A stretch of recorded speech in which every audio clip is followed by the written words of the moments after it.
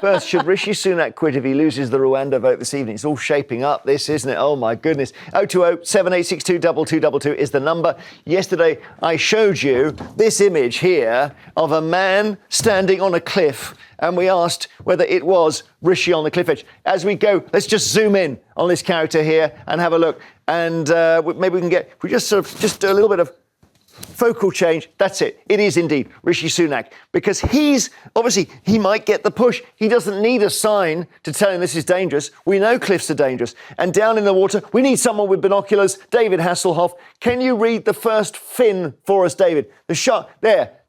Yeah, what does it say? Let's have a look. Because this is the problem for him. It is Rwanda. The first fin is Rwanda. Rwanda is the vote today. The sharks aren't only in the water, they're actually in Downing Street as well. So just this morning, we've seen some of the, have a look, these are the new Conservatives, Danny Kruger. Lee Anderson is there, who's the vice chairman. So he's basically in one of these in-party lobbying groups. Miriam Cates as well.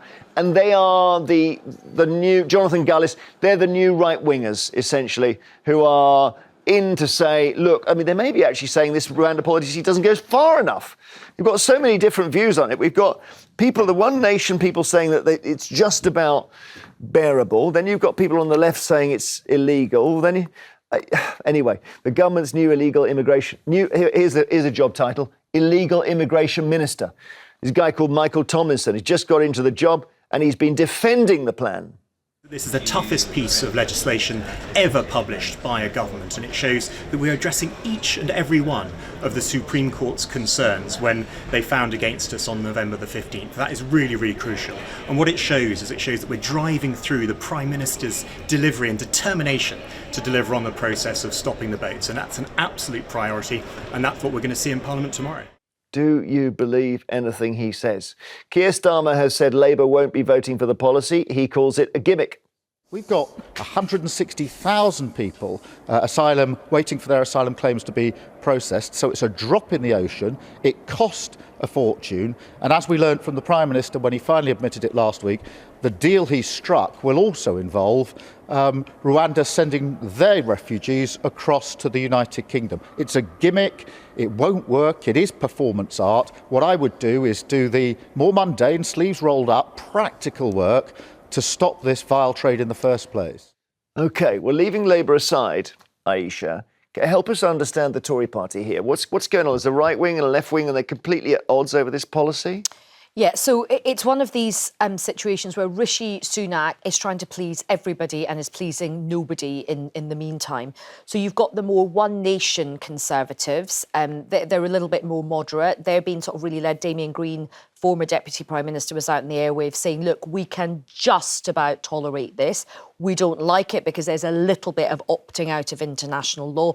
By the way, this will all get snarled up in the Lords. It will have to go back to court. So, you know, it may never even come to pass. But they've got the Liberal wing of the Conservative Party saying, we can just about wear this, but this and no further. And if there are any further concessions made to the right wing of the party, we're not going to support this.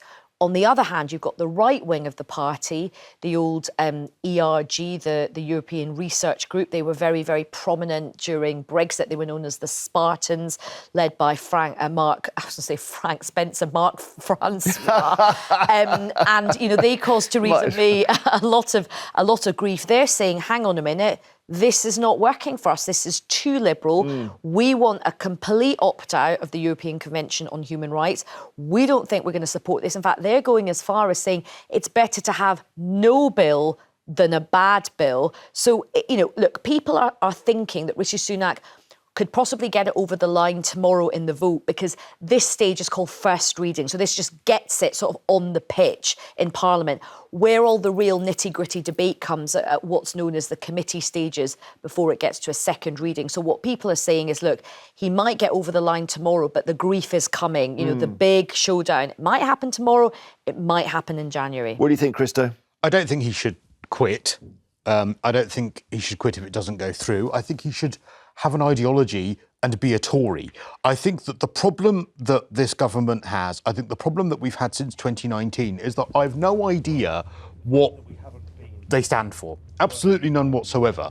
And that this plan I think, is moronic and ridiculous, because even if they get it through, it is not going to solve the problem, because they'd only be able to get a few hundred people to Rwanda anyway, at the cost of absolutely millions. Now, I was really in favour of Rishi Sunak. I still think he's got time to pull it back when he came up with those 5 pledges, because at last we actually heard some meat. We actually heard, right, this is inflation, what I plan on doing. boats. Inflation, boats, all these things. And So 3 others. why he has put himself in this cul-de-sac regarding this policy is absolutely beyond me. Stay on as Prime Minister, be a Tory, raise the tax threshold he's for the in this poorest. mess because we're paying $8 million a day on hotel rooms, and we can't go on like that. But one of the big things that is really fascinating about this, look, there's a lot going on wrong with the country right now. And actually, look, I'm not saying immigration is not an issue, but for most people, like when you poll people, number 1 is cost of living crisis.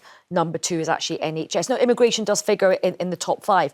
But what's interesting is that Rishi Sunak has made this his own personal hell. Actually, if he had they're actually doing quite a good thing. They've got inflation down, to be fair to them. They are doing quite, a lot of work on the economy. The other thing is, when he made those 5 pledges, and this is what I think is incredibly naive about him, he didn't say reduce the small boats. He said stop the small boats.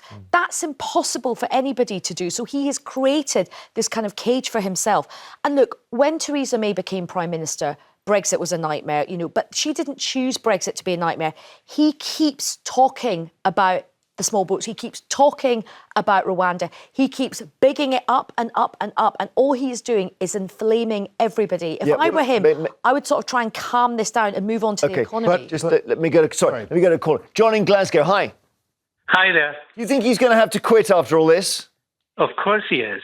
He's not thought, no, or none of the government has thought this thoroughly through to the end game. Say everything gets passed, it's all legal and that. When it actually comes to getting people on the plane, how are they going to actually manage that? They can't get people on a barge. Now, well, I suppose you arrest them and take them to the airport and push them on the plane, I guess. But yeah. Yeah, you'd have to handcuff them, chain them, and possibly sedate them. Oh well, I don't know about that. Because they could get on the plane and they could kick off on the plane. Yeah. And could endanger the flight. Okay. I'm sure that will happen if people are being sent to Rwanda. Well, yeah, but the question, why has he made this cage for himself?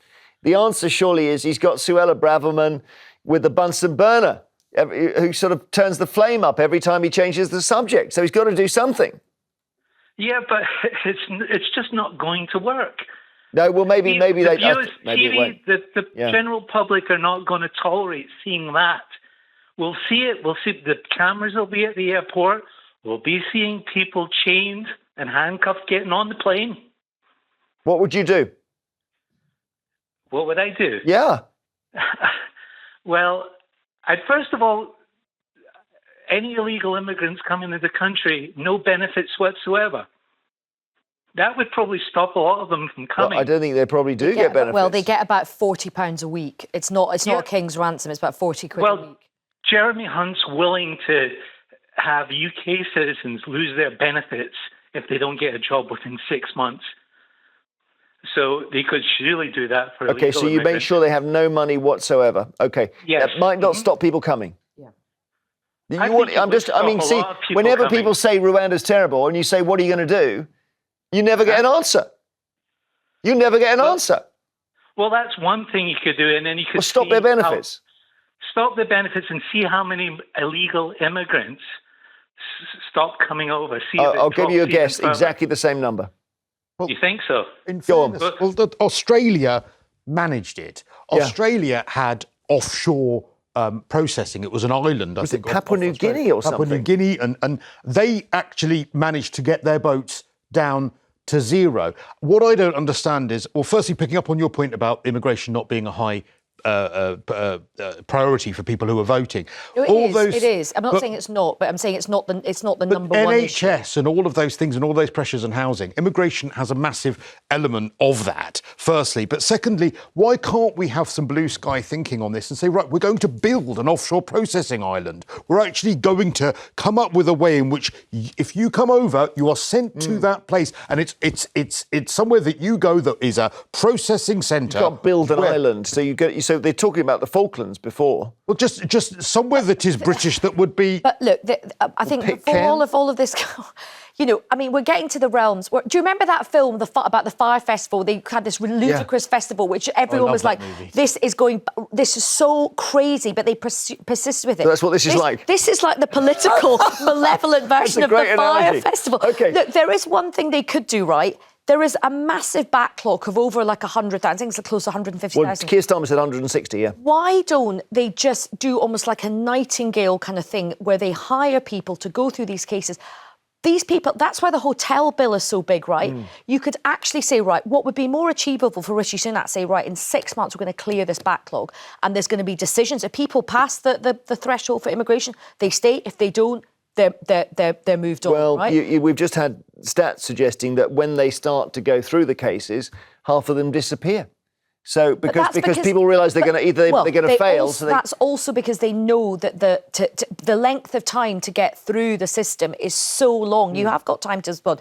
If you said, right, we're going to throw some money at this, and we are throwing a lot of money at it on this failed £290 million in a cost of living crisis. We've sent 3 Home Secretaries to Rwanda, not a single person. It's at the point where the next policy is going to be, should we send people to the moon? I mean, it's so bonkers. I think they can't drop it. They've got to keep. This is the key thing we're asking about. It's like the Fire Festival. They've got to crack on with it. They're doubling down on it, and I guess they have to. Your calls now on the government's Rwanda plan. We've heard the debate on it. Should the Prime Minister be clinging to it? Maybe he has to because of his right-wingers. Maybe he should just be, forgetting about it. 0207 862 2222. If he loses the vote, he's in trouble. Peter in County Durham, good morning. Good morning. Well, do you think he's on the brink, on the cliff edge? Well, if not, that's where he should be. Because this Rwanda deal is totally stupid in my respect.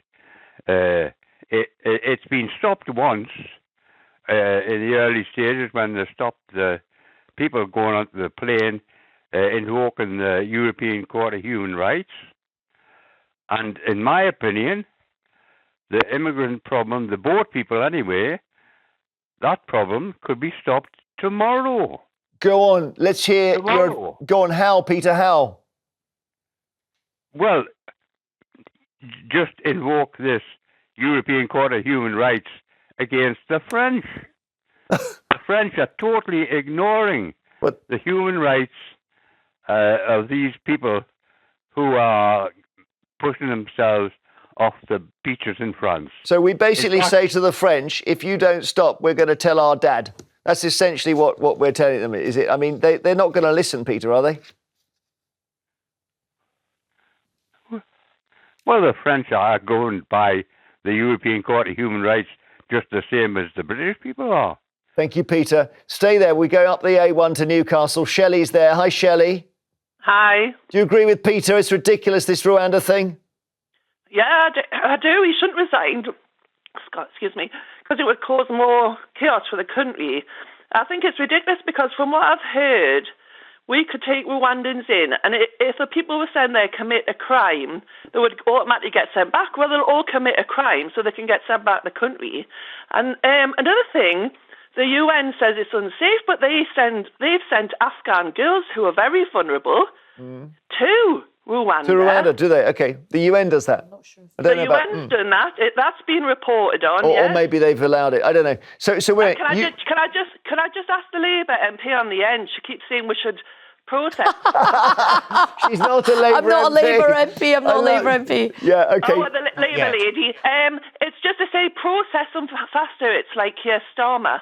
But once they're processed, they need housing. No, but these people are going to get housed once they're being processed because there's no housing. They're actually living in tents because some Afghans are being booted out of hotels. that's worked for us, and they're living in tents because there's no housing for them. They can't afford it. Well, I agree with you that there's definitely a problem with housing, but not everybody who applies for asylum will get it. So if they did start going through the system, they would actually separate the people who do qualify for asylum, and they would stay. And you're right, housing would have to be found for them. But they could also work as well, right? And we have got this big skill shortages right now in the labour. So they could actually help the economy. They could come off benefits. They could get jobs. They could pay their taxes, Well, that would be which would actually be quite good. I guess. But they may not be skilled. They're not trained doctors necessarily. Well, some of them are. Well, some of them are trained doctors. I mean, some of them are skilled people. And the other thing is, some of them are very fit, young, healthy people, and we need those people. I spoke to somebody on my radio show from the farming sector. They cannot get local people to come and do. They can't. And these are actually quite well-paid jobs, but people don't want to. And just one thing on this, it has been tried before this Rwanda scheme, by the way. It has been. Israel tried it with Rwanda, and it did not work for a lot of the same reasons. But Cristo's given us the example of Australia where it really did seem to work. And Shelley, just to check, do you think Rishi Sunak should resign? No, it would just cause more chaos for the country. Okay. A leadership contest we don't need, do we? Well, we've had 5 prime ministers in 6 years. Why don't we have 6 in 7? I can't see any argument against that. Timothy in Lincolnshire, hi.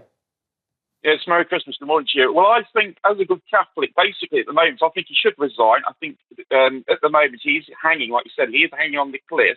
And all we're waiting for now is his supporters, GBN Corrupt News, to stamp on his fingers so he drops. And he can look up at BBC and say, God, we bless you, BBC. You are our mentors. Thank you to everybody that's supporting as a frog. Timothy, I don't know what you're saying. It's just the jumble of words. I'm saying he should have been never voted in. I'm saying he's hanging off the cliff. And I'm saying GBN Corrupt News are stamping on his hands. That was his supporters. And they are a hypocritical fake news channel, sir. You rang before and you said GBN Never rang before, sir. I've never rang for the first time. I just know they're corrupt. GBN News are a joke channel. All right. OK, thank you. But we're kind of talking about something else. We're talking about something more important than another channel. We're talking about Rishi Sunak. Thank you, Timothy.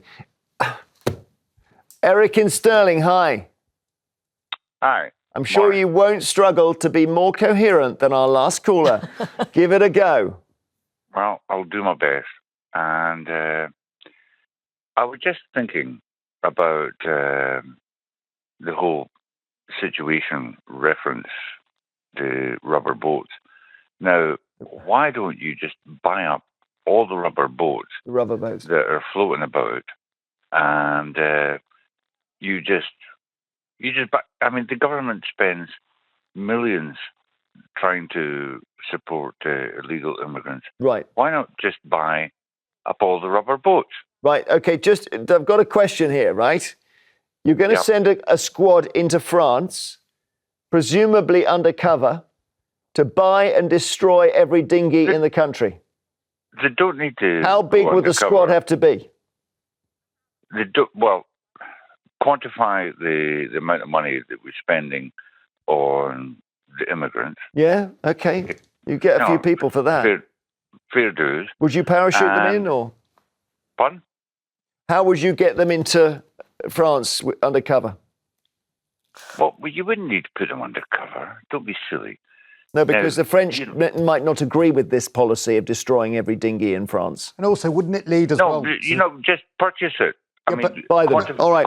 Okay, got it, Eric. If Costco has a run on rubber dinghies, Costco are just going to go, brilliant, let's just get in the end, at least that's a suggestion. Go on, Liam.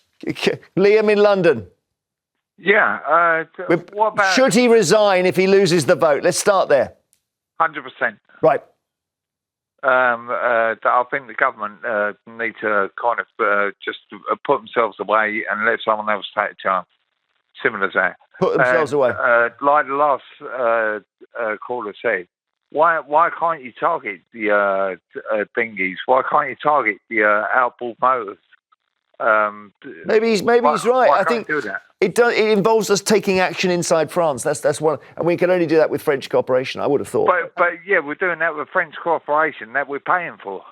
Can I just say, though, that all the people are saying that Rishi Sunak should resign, and I agree that this policy doesn't seem to have any logic to it.